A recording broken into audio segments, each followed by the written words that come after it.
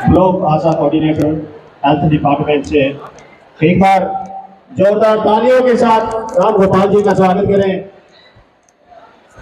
आपकी तालियां की कमी है, अभी सांस्कृतिक कार्यक्रम पूरे अभी और है। एक बार पूरे जयकारे के साथ गदगद से वंदन करता हूँ, चरणों की धूलि को चंदन करता हूँ, परम पिता परमात्मा की करके स्तुति।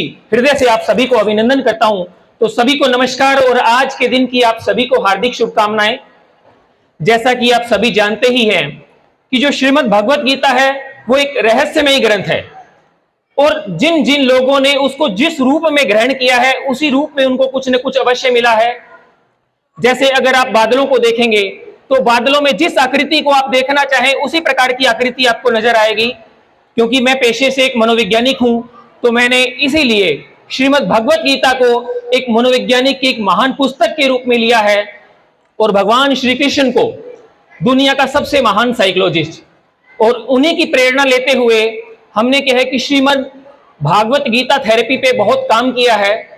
और मैं आपको बताना चाहूंगा कि जितनी भी प्रकार की जो मानसिक समस्याएं होती हैं वो क्या है कि कुछ समस्याएं ऐसी होती हैं जो व्यक्ति के इमोशन से जुड़ी हुई होती हैं, कुछ समस्याएं ऐसी होती हैं जो व्यक्ति के व्यवहार से जुड़ी हुई होती हैं और कुछ समस्याएं ऐसी होती हैं जो व्यक्ति के विचार से जुड़ी हुई होती हैं। और अगर क्या है कि आप नेट पे सर्च करेंगे एक कोग्निटिव बिहेवियर थेरेपी के बारे में कि who is the founder of cognitive behaviour therapy, तो आप पाएंगे कि एरोन बेक या एलिस का नाम उसमें आएगा। लेकिन मैं आपको बताना चाहूंगा कि इस थेरेपी के बारे में आज से लगभग 7000 वर्ष पहले भगवान श्री कृष्ण पहले ही बता चुके हैं। जैसा कि आपको ज्ञात है कि जब युद्ध का समय था और अर्जुन अपने सामने देखता है कि उसके सामने भी पितामह भीष्म खड़े हैं, गुरु द्रोणाचार्य खड़े हैं, उसके परिवार के सभी सदस्य खड़े हैं, तो उसके दिमाग में विचार आया कि ये तो सारे के सारे मेरे अपने ही हैं। और उसके मन में भाव पैदा किस प्रकार के हुए, खुद के प्रति ग्लानि भरे भाव उसके दिमाग में पैदा हुए और उसने अपना व्यवहार भी बदल दिया कि धनुष को छोड़ दिया उसने। लेकिन क्या है कि एक सही मार्गदर्शक के रूप में भगवान श्री कृष्ण ने उसको गीता के उपदेश के माध्यम से दिया, जिससे क्या है कि पुनः अर्जुन को गीता के माध्यम से युद्ध लड़ने के लिए प्रेरित किया। तो जैसे ही उसने अपना व्यवहार बदला, जैसे ही उसने अपना कर्म बदला, आपने देखा होगा कि सारी की सारी महाभारत की जो व्यथा है वो ही बदल गई और वो युद्ध के लिए खड़ा हो गया और वो जीत के वापस आए। तो सोचने वाली बात यह भी है कि महाभारत को ही हम धर्म युद्ध क्यों कहा जाता है, तो इसमें क्या है कि गीता का जो पहला श्लोक है वहां से ही हमें इस बात का पता चलता है। जब धृतराष्ट्र बोलते हैं कि धर्म क्षेत्र कुरुक्षेत्र में मेरे पुत्र और पांडु पुत्रों के बीच में क्या चल रहा है संजय, आप मुझे ये बताएं। तो यहाँ पे जो धृतराष्ट्र वो दोनों को अलग अलग कर देता है कि मेरे पुत्र और पांडु के पुत्र, जबकि दूसरी तरफ अर्जुन जो था वो क्या कह रहा था कि ये सारे के सारे मेरे अपने ही हैं। मतलब पूरे के पूरे संसार को अगर आत्मा ना देखें, एक तरफ तो वो लोग और एक अपना पराया करने वाली, यहीं से इसकी शुरुआत जो हो जाती है। तो मैं आज गीता के माध्यम से या भगवान श्री कृष्ण से जुड़ी हुई कुछ शिक्षाओं के माध्यम से आपको कुछ ऐसे छोटे छोटे टिप्स बताने वाला हूं जिससे क्या है कि हर एक व्यक्ति अपने जीवन को बेहतर बना सकता है और बेहतरीन ढंग से अपने जीवन को जी सकता है। तो पहली बात, हमेशा हमें सकारात्मक लोगों के बीच रहना है। वो कहते हैं ना, हर दीन दुखी मन में उमंग तुम्हें भरनी है, हर आशाहीन हृदय में तरंग तुम्हें भरनी है। महाभारत हर युग की अटल कहानी है, बन के अर्जुन सच्चाई की जंग तुम्हें लड़नी है। तो इस जीवन रूपी महाभारत में हम जीतेंगे हारेंगे ये इस बात पर निर्भर करता है कि हमारा सारथी कौन है, किन लोगों के बीच में हम रहते हैं। हमारा सारथी कृष्ण जैसा है जो हमेशा कहे कि पॉजिटिव वाइब्स अर्जुन को दिया करता था, या अगर हम बात करें उसी के समान महान धनुर्धर जो कर्ण, उसके जो सारथी थे वो आप में से बता सकता है कि कौन थे? शल्य उनके सारथी थे। दोनों बराबर के सारथी थे।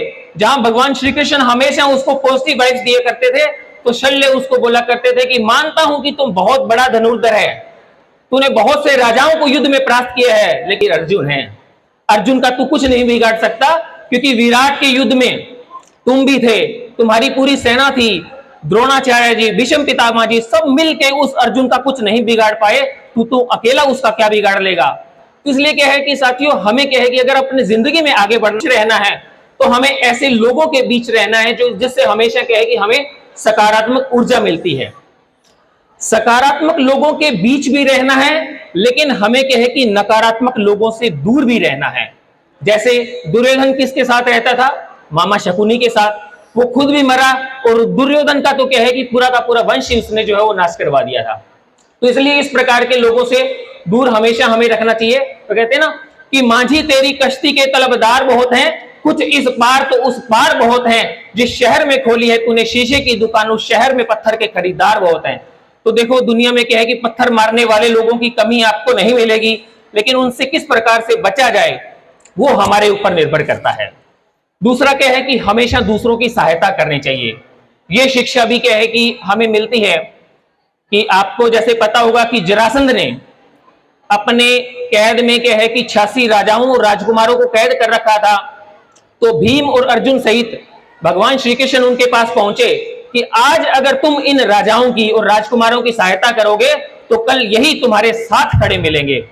और अगर आपने भी देखा होगा कि अगर आपने भी किसी भी निस्वार्थ भाव से भी अगर किसी व्यक्ति की सहायता की है तो उस समय हमारे शरीर में से कुछ ऐसे हार्मोन्स रिलीज होते हैं, कुछ ऐसे हार्मोन्स निकलते हैं जिसका हमें अच्छा असर पड़ता है, चाहे वो हमारा शारीरिक स्वास्थ्य हो चाहे मानसिक स्वास्थ्य हो। और एक बहुत ही महान एक कहावत भी है कि अगर आप 1 घंटे के लिए खुश रहना चाहते हैं तो आप अच्छा और स्वादिष्ट भोजन खाएं। अगर आप 1 दिन के लिए खुश रहना चाहते हैं तो आप अच्छी नींद लें। अगर आप 1 साल के लिए खुश रहना चाहते हैं तो आप खूब सारा धन कमाएं। लेकिन अगर आप जिंदगी भर तक खुश रहना चाहते हैं तो दूसरों की सहायता करें। तो इस प्रकार की प्रवृत्ति आप अपने अंदर भी लेके आए। दूसरा मैं आपको बताना चाहूंगा कि कृतज्ञता की भावना भी भगवान श्री कृष्ण ने हमें बताई है।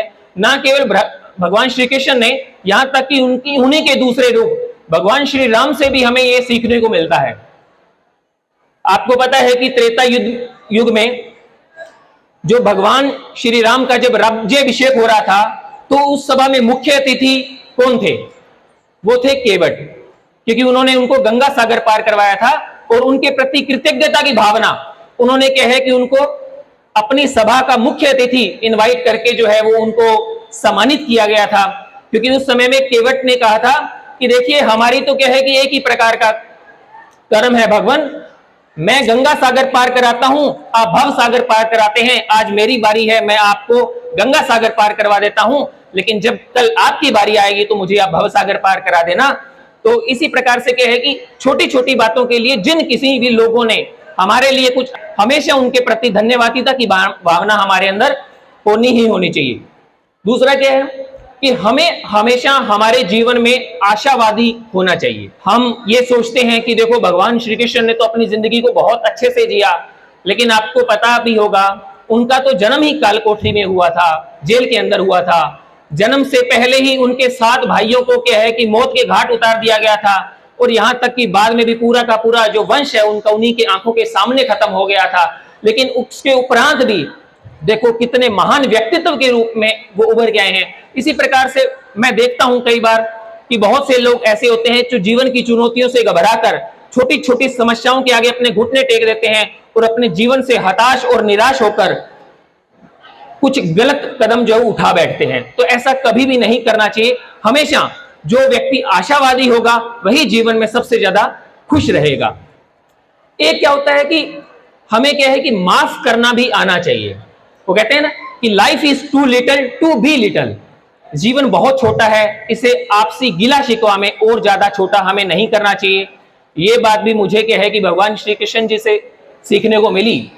जैसा कि आप जानते हैं कि शिशुपाल को उन्होंने 100 बार ऐसी गलतियों के लिए माफ किया जिनके लिए वो मृत्यु दंड का अधिकारी था, लेकिन 100 बार उनको माफ करने के बाद 101वीं बार जब उसने गलती की तब उसको जो है उसकी हत्या जो है वो भगवान श्री कृष्ण ने की थी।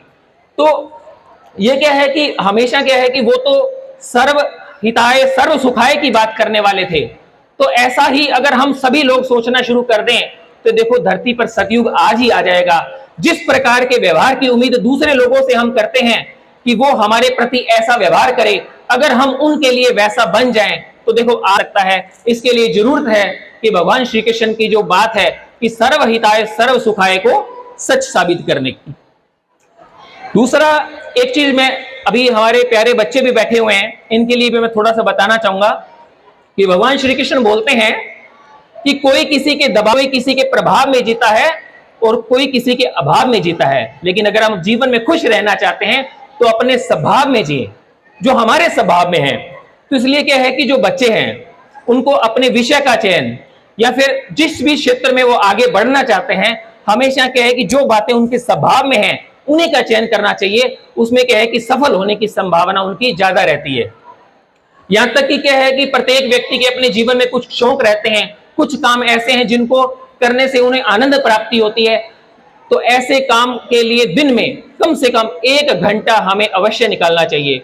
क्योंकि यहाँ पे चिकित्सक भी बैठे हैं काफी, तो वो तो ये जानते हैं कि अगर हम अपने पसंद का कार्य करते हैं तो उससे हमें खुशी मिलती है।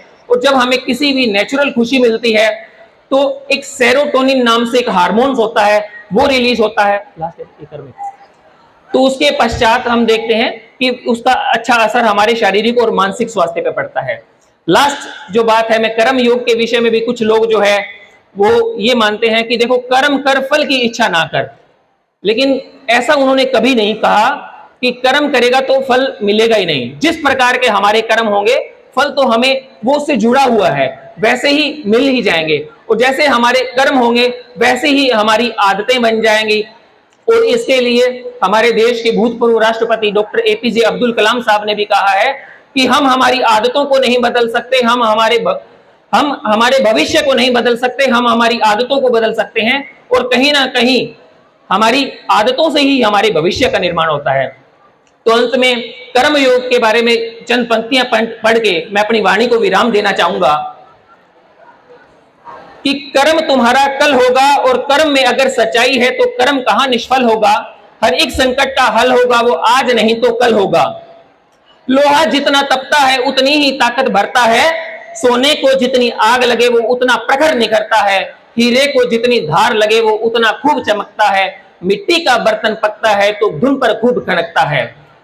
सूरज जैसा बनना है तो सूरज जितना जलना होगा, नदियों सा आदर पाना है तो पर्वत छोड़ निकलना होगा। हम भारत के बेटे हैं, क्यों सोचे राह सरल होगा, थोड़ा वक्त लगेगा लेकिन संघर्ष सफल जरूर होगा। हर मुश्किल का हल होगा, वो आज नहीं तो कल होगा। सभी का बहुत बहुत धन्यवाद। जोरदार तालियां। बहुत ही